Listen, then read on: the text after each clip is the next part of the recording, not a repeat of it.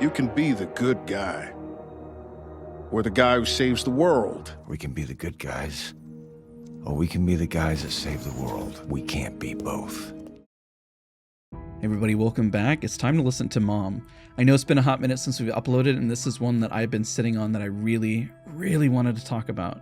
These two lines may be simple, but they represent a central theme in Invincible, a story that challenges our traditional ideas of heroism, thinking of the iconic pose of just Superman flying through the sky. Is that a plane? What is it? No, it's Superman. Today we're going to explore what it really means to be a hero, though, and how Invincible brilliantly blurs the line between morality, responsibility, and I guess survival in a way for certain moments of Invincible's career. And I guess you know where I'm going to put this here? It's not clickbait. I really believe that Cecil is more of the hero of the show. I'm going to do my best to keep spoilers to a minimum, but since the full season is now out, outside of the comics, and I have been reading them, but you know, keeping it so I don't spoil too much, we can properly analyze the show's exploration of moral ambiguity, I guess is the word I'll use. Let's start with a fundamental question of what is a hero? Well, by definition, a hero is a person who is admired or idealized for courage, outstanding achievements, or noble qualities. This definition makes sense, I guess, in a traditional sense. Heroes are often put on pedestals for their bravery, selflessness, and the ability to overcome adversity. It almost glorifies them. It makes them feel like a celebrity, if you will. But let's take it one step further. What does it mean to be a good person? Because I'm starting to, especially when I watch the shows like The Boys, like a hero and a good person don't necessarily mean the same thing. I mean, a good person is generally defined as someone who consistently demonstrates qualities like kindness, honesty, empathy, responsibility, fairness. It's someone who makes ethical choices even when it's difficult.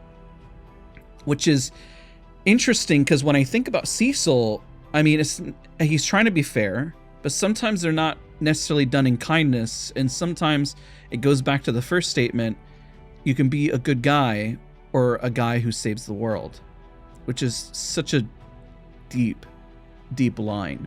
So this is where things get more complicated, and you can tell the one who saves the world versus the hero. What about the people who save the world?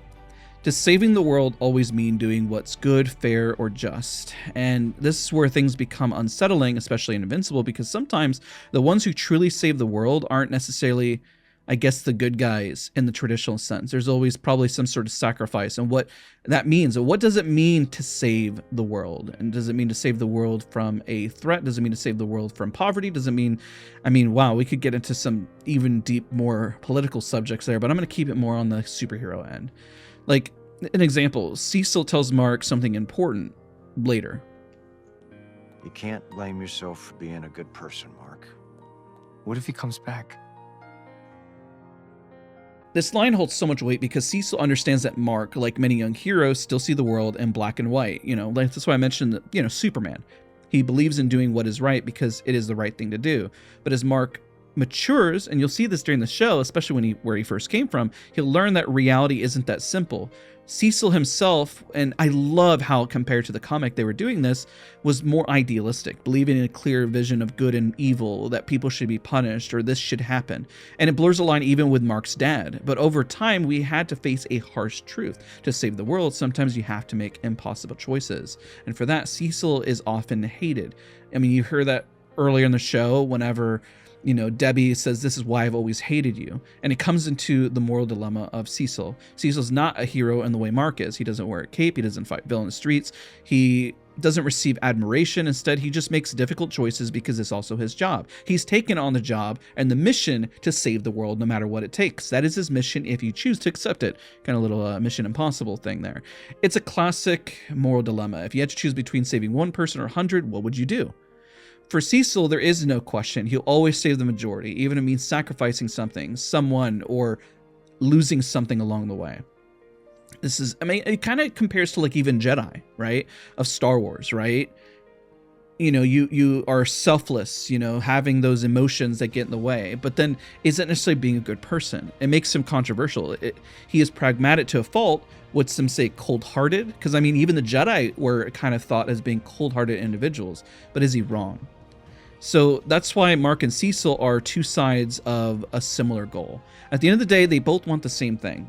They want to save lives. They want to help people. but the way they go about it is very different. You know, Mark believes in hope, justice, doing the right thing, saving lives, being a true hero. I think Mark envisions, I mean, that's why he has the other comic that he follows. We follow Superman, but, you know, he follows a different comic. Cecil believes in survival strategy, making sure the world is protected at any cost, and reforming things into what can generally help, such as reforming bad heroes, you know, not wasting talent. Yet the world will always see Mark as a hero, and Cecil remain in the shadows. So now let's contrast with another character from a different universe, okay? Homelander from The Boys. I love this comparison. I love what Homelander is widely recognized as a hero by the public.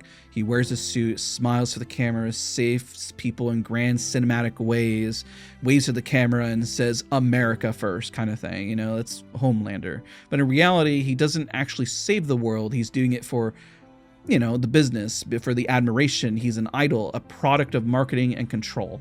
He's only there because it's going to get the most eyes. He's not there because he wants to do it because he wants to, because he loves it. He might have at some point, maybe. Homelander's that's a different video, essentially.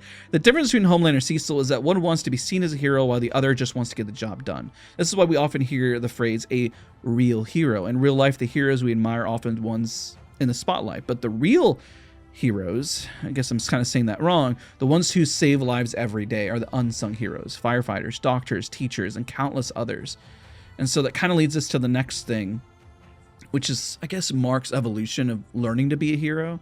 And it's what's incredible about Invincible is learning Mark's journey and what that even means. Think back to where he started.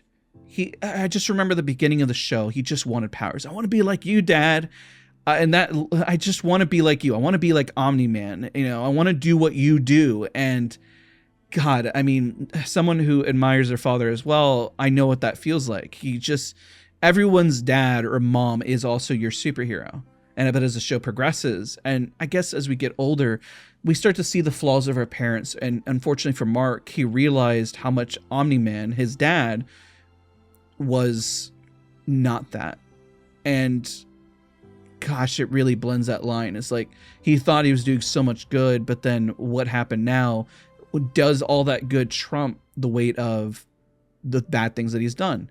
In Cecil's eyes, everybody can be reformed, but now Mark has that personal dilemma of, can people accept back his dad? But also he doesn't have that, and this is talked about later in the show, where he doesn't have that same sentiment of other people trying to reform. They should be locked away. No, no, no. And that's why Cecil calls him a hypocrite. So in conclusion, who's the real hero? Who's the real hero of Invincible? I would say Cecil.